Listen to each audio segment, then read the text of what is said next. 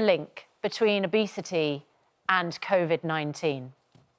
Good morning, Susanna. Well, I think this is really the elephant in the room. So the Centers of Disease Control a few weeks ago did an analysis, and they put out the message that there is likely a 10-fold increased risk of mortality, death rates from people who have conditions associated with obesity, which basically include type 2 diabetes, high blood pressure, and heart disease.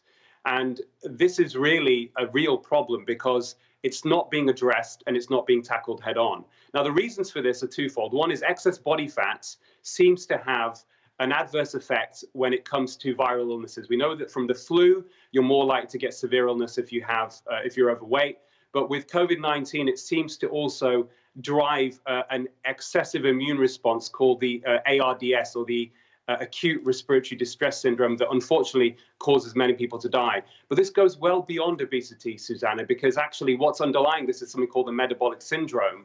And to put this in perspective, only 1 in 8 people in the US, and our figures are likely similar in the UK, because more than 60% of our population are overweight or obese, are actually metabolically healthy. Now, when you look at the roots of all of this, even pre-COVID-19, it's well established that poor diet now is responsible for 11 million deaths per year, and poor diet is also poor diet causes more disease and death than physical inactivity, smoking, and alcohol combined. Can I just establish what is our definition of obesity?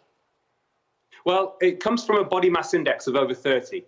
And how many people do we have here in the UK who have a BMI over 30? Yeah, it's about 25%, but it actually also applies to people who are overweight as well, which obviously takes in many more people who have excess body fat, Susanna, and that's the issue.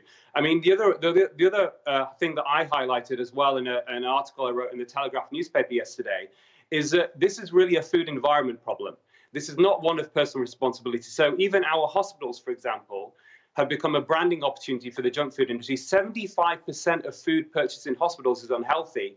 And it's no surprise then that more than 50% of NHS employees are overweight or obese, and a quarter of nurses. So I understand, and I understand you have an issue with the food environment, but I'm just wondering, you know, if viewers are watching this, because you say it's not necessarily about personal responsibility, but from what you're saying, I can imagine people might start thinking, actually, is there something that I can do individually in order to decrease my risk? Is it as directly linked as that? Yeah, Susanna, you're absolutely right. And I think that's a really important message we need to get out there. So data that's been well established, what I see with my own patients, is that you can reverse these risk factors for metabolic syndrome, even people sending their type 2 diabetes into remission within a few weeks. And I think that message needs to really get across there.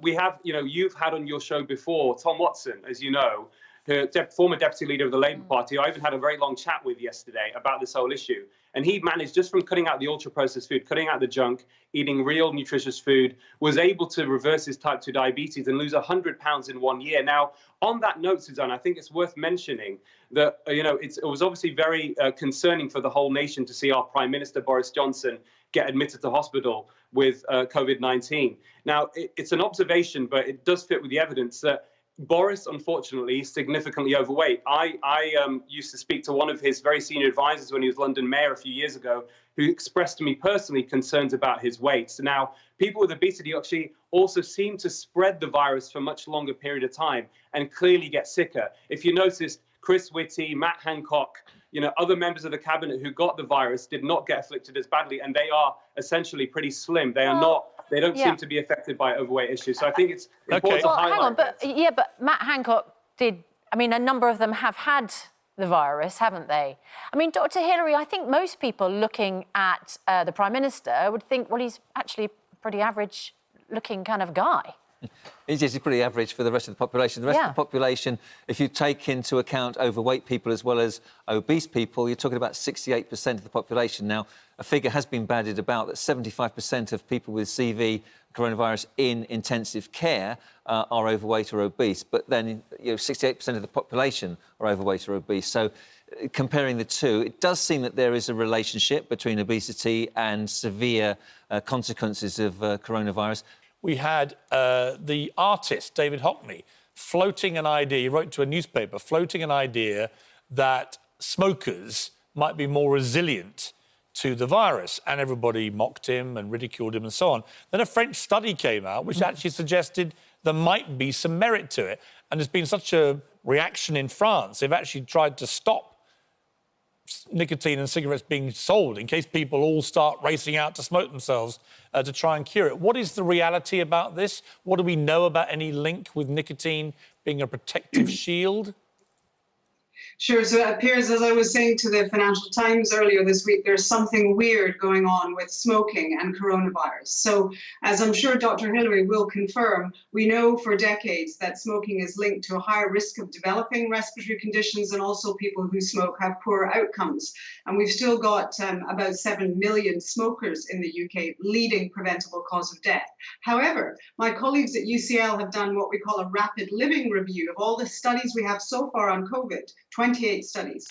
And what they found is that there are surprisingly few smokers in those studies from China, the USA, France, South Korea, other countries who developed coronavirus. In one French study, 4 times as many non-smokers got the virus and developed COVID-19 compared to smokers. So there's something strange going on, and there is a potential biological explanation for this. The way that the virus enters the body through the epithelial cells comes into contact with what we call the ACE2 receptor, and that is regulated. It responds to nicotine. So it's plausible that smokers are less likely to develop the condition, potentially because of nicotine, which is what the French researchers are doing. But importantly, in that same UCL review, where smokers did develop COVID-19, their outcomes were far worse, particularly when they... OK, so that's the sting in the tail, isn't it, Hillary? I mean, it's a very interesting set of circumstances here. You would never think that smoking could be good for anything. But here we are with apparent evidence that suggests there's a possibility, however tenuous, that nicotine might be some kind of shield. And yet, if you do get the virus as a smoker, then it can make things a lot worse for you. So obviously we're not encouraging anybody to smoke. But what do you make of this? Well, it's interesting that the first association came out of China. They noticed that the people admitted to hospitals there with coronavirus there were far fewer smokers than exist in the general population. They thought, well, that's very interesting because damaged lungs, people with damaged lungs are more likely to develop severe consequences of the virus.